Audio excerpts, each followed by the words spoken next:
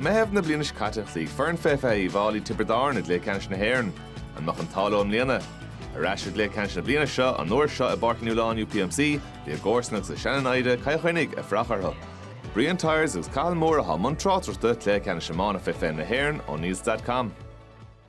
Fergal Craven Hearns the manure Shircha Vadlin Nadig Nocha Shea Stolum, Sahul Risht. Nish O Farrell, Trussa Varnilla, Sahunia Yesh, Paddy and Sprook, an Ardilla Hushino Donoghue and Trussa. For Sahora Agus Arda no taller Fadiga showed Favreau, Connor Martin, Buntosh to Hurta Sudhasha Shin, no taller Fad Marscore. Shin Ort score and Shin O'Connor Martin, Khademar Fesso, Donoghue, Donoghue, Imahishis, Gorta and Shaw, Nishin and Kedor, William Puckasus, Feki Agam, Vinishin, 9 floor freshen.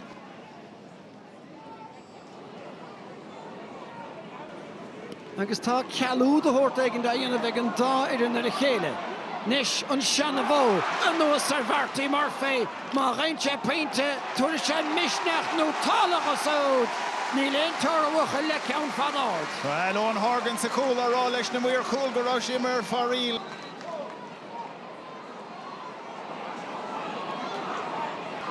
Bertansa ag Kilkenny, Pájo Dwyer, Farchil Náile.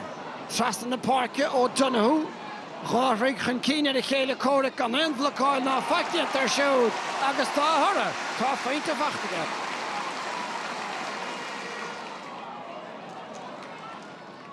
An slitar snappa leis an sonnige, nach go dtí déalaonis. Suas fanna chlíháin tá umar scáilis tigach tá an ferma fachtaige o Donoghue ar Rory Garrett, nó Vericar Bicartamara tá ann tá sé sin aus fad ón de bhíine ige Aisín Donoghue. Nis Joe Egan. Gan inge techtna in greachta, mar sin an módíirech ige Tipperary an trussa nard le Paddy chuma an ulir. Seachin na coscéimena casta go das, McCormack, Buaicphointí go Creen.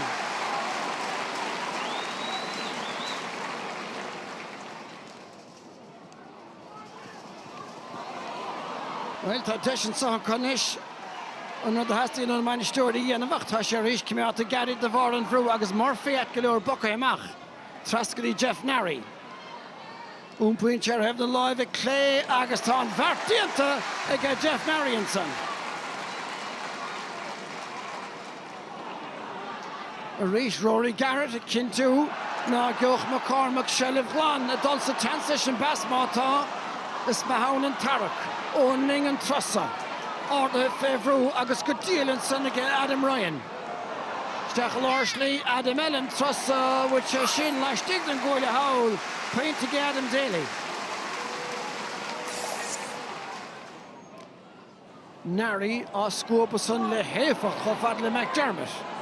Nis mar sin díreach dú lá na húirtan sanach tá sé teanta inis. Sheeran sa agus Brennan sin paint to Alling. Buile Alling.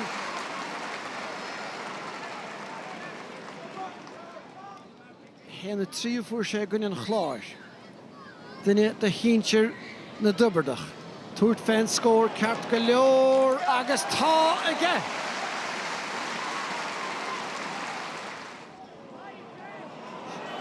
Trí cín de féintí aftar a bheith cool ciniúnach tá deacreachtaí cintige Jeff Narry leis sin rian an sa ach tá sé fós sa chórach. Tóca go Donoghueis. Úpaisteach mar raibh an chosaint anis Paddy McCormack. Tá Costigan Taimlis, Paddy Gualchan Kane agus McCormack. Idir an dá Costigan Máidúir. Tá an fear agus tíine chreicad an nubaige. Cevid Kim ar thóg sé ar a meach isteach is cuma níis. Tá an cool brunta níis. Féchan seo líróid in a láb. Cortha a gomán aige. An neomarcha Kim in a tóchaíach is cuma níis. Carl O'Reilly. Sciúrt Chancíine ige Carl isteach ní McCormack. Chancíine ríist ar a chéile córic. Úpathe ní féidir spread a gceann sa ríisteach a ríist pass Alling de bhas an chamáin.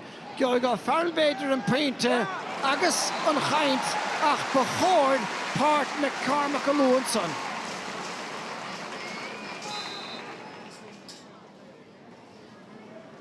McDermott inish and da Ed.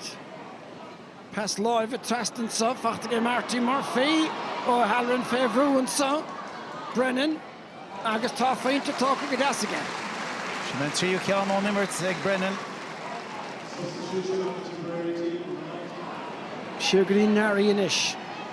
Well, Cluiche dul agus tá púcha diantar siúd an setar fachtan saige Oisín O'Donoghue.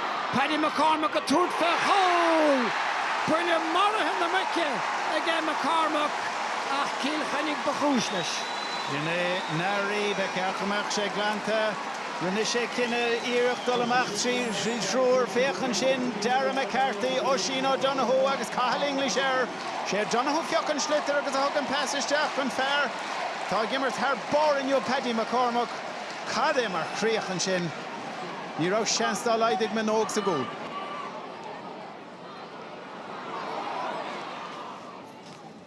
Tarach ar ghaine atá ábalta na scór na gháilt. Gear amach ag Martin mar hopla. O'Donoghue isteach a Cathal O'Reilly har ein eile. Fasta go dtí Darragh McCarthy. Bhí seach an peite háganach tá an cúla tastáil Martin a hostaigh an glóisteacht. Chainnigh go patanta ge siúd. Eléiríonn Guile agus skill Hubbardár na léanamh. Conor Martin an a riachtar fad ach a ríis. Darragh McCarthy leis an bes. Ní rá sé santach ar curabit. Bhí sé sásta an persa hort cadé mar rúthar pas amach. Agus chuiristeach san angach an sin an rinne Conor Martin an sin ón dahad slát. Chaine seachas duine Tairce siar a get Tipperary. Agus tá slitter nis isteach a méle chúil a chuir Kelly an Countsa. Marty Murphy an Spruck. Agus tá sé fachtaige Maki bhar a chá sin cúil ótach. Ag Marty Murphy Pillibug díanach tríocht úil. Well, innig ceart a hort go Murphy. Tá sé ag tread go crú an sin istehan sin leis héin. Sús idir é héin agus an lecholaí lár an sin nach annach áháil san éar fad níomháin sin tháinig sé trí trúr annach chríoch ar fad isteach san angach an sin. Har é an áit eile ag gunnig Kilkenny gronafil diantacha. Ag gluthe Ceannais na hÉireann faoi fethegan le tamil mad a blianta néidir nach a cóige dernach. Agus is siad Tipperary Curry Craibh O'Neill cam faoi fethe Curry na hÉireann. Agus tá an chréibh buaite an tarna bouta díagacha. Rivers rising high. Last year we didn't give a full account of ourselves, and today we just wanted to right that wrong. Couldn't have that same feeling we had in them dressing rooms last year. Like we had to get the win today. We carried the wounds from last year. 12 months of pain is what got us over the line there today. Before my heart turns cold, I say, hey, day by day, trouble's gonna fade. It was hard then against the wind. They work, and the scoreboard looks after itself. Brendan talks about every score you get, it takes two to beat, and he was on about that all week. So, listen, it's a simple game when it's broken down like that. McCormack, but took a crane. Just took utter guts, utter just heart and pain, and doing this crest justice, and doing it proud, and doing your family proud. They are Buaicphointí the Hubbardár son. But we had a feeling in the second half that if we could turn it over, there would be opportunity. Tactics going to go out the window when there's such a big crowd. It's pure chaos. Like. Paddy Gualchan Kane agus McCormack. Paddy was just in full flow at this stage. I think he was cross with himself with the way the first half went. Two boys either side, you know, they're two of the best hurlers at this age, like in the country. They do the work and I just get to finish it. Martin a hostig an glóisteacht. Chainnigh go patanta ge siúd. Agus is siad Tipperary Curry Craibh O'Neill cam faoi fethe. We had that bond from 14s, even 13 development squads, all the way up to now. We're taking a step in the right direction anyway. We're taking a step in the right direction. The sun's gonna come my way.